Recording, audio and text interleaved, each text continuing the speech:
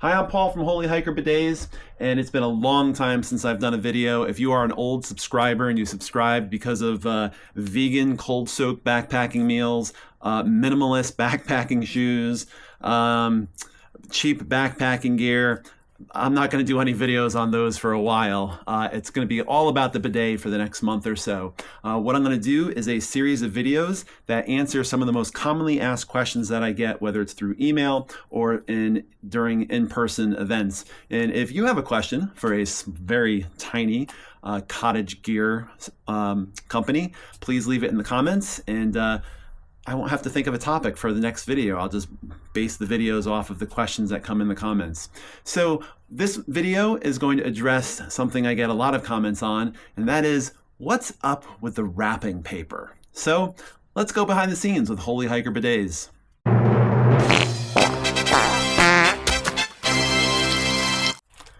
All right, before I get to the wrapping paper, I have to get to how I got to the wrapping paper. When I started the company, I knew I wanted to have as little packaging as possible.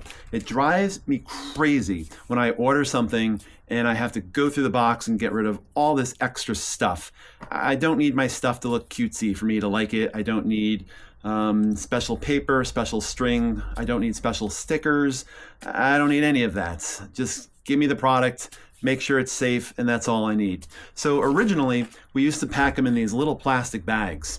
And these are super cheap. I thought I was being so slick. As a matter of fact, they're so cheap, I don't even know if they made it into my original budget planning. You can order thousands of these, 5,000 of them. They take up no room on the shelf, and they cost a couple of pennies each. Of course, it's more plastic. And I'm already conscious of the fact that the Holey Hiker bidet is plastic, so I was trying to reduce, that plastic footprint. And so I knew I wanted to get out of these bags, but at like 2 cents a bag, it was kind of hard to move up to boxes. But eventually we made the jump. And so what we went to next are these cardboard boxes, very tiny. The smallest ones I can pretty much buy at a good rate.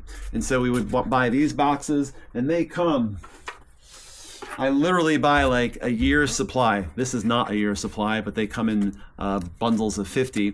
And so I think the last order I did was, I don't know, 5,000 or so. So not quite, well, not really a year's supply, but pretty much as I can store. I don't have that much storage where I am. And so literally the boxes are what take up most of my storage on my shelves. And I have some here behind me, and then even some that are in my basement. And so we moved to the boxes. And originally I was using a box that was like this right here. And if you can kind of tell the difference, this one here is a thin cardboard. It cost me like 15 cents a box, and was made in China. Now, I don't have any problems buying things from overseas, but I did want to try to stay local and buy all my stuff locally. And so I eventually ended up moving to boxes that are made in New Jersey that I buy from an office supply store in the town next to me. And so more than double the price, but it's not the shiny cardboard. It's the very easily recyclable cardboard. It's made from post-consumer waste and all that other good stuff. So we moved to these boxes. Problem is, you put a bidet in the box now, it's not going to damage the bidet, but I wanted to kind of keep it stable so it wasn't shaking around. And I was trying to think of what kind of packing material I can put in there. And that's when I stumbled upon old books. I started collecting books about camping and backpacking, I don't know, at some point in my teen years.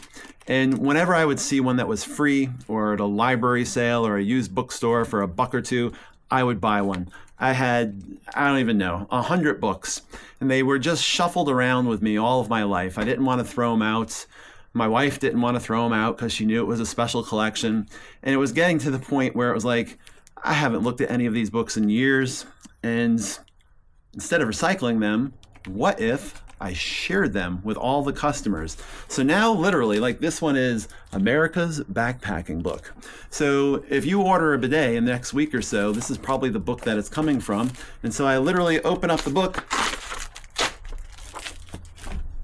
and that becomes the packing material for the bidet. You get that, and you get a little tiny insert that shows you some of the directions, because not everybody watches the how-to videos on the website. And that is the limit of the packing material that you get. Now, I pre-package most of my bidets, so if you were going to order like one yellow bidet or one Canuck bidet or one purple bidet, those are all on my shelves package. I just reach around and grab it. But if you do order a weird combination, like a yellow Canuck bidet and a green one, those come from those fresh books. But the old ones, let's just see what this one is. So I packaged these a month ago.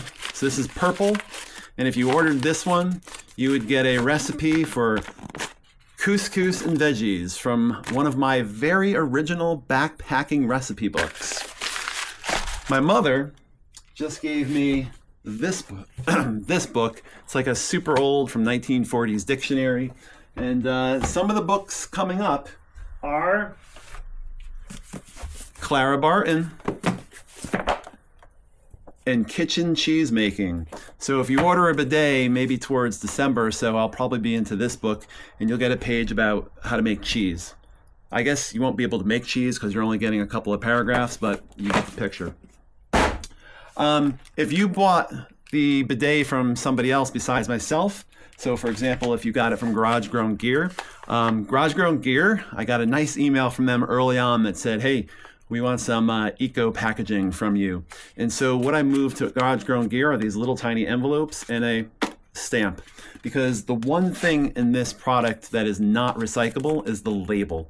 I don't know how many people know that when you stick those boxes in, those labels are not recyclable. And I did find a company that sells them, but they're just never in stock. They're also a lot more money.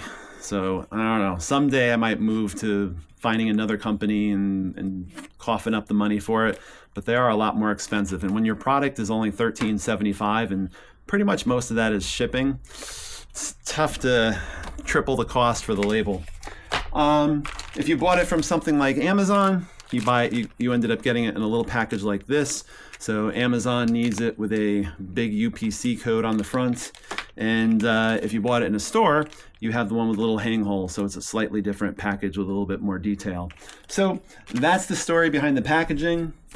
If you have any questions about some other quirky little thing from behind the scenes of Holey Hiker backpackers, Holey Hiker bidets, leave it in the comments and I'll make a video for it because, hey, I need ideas. Thanks.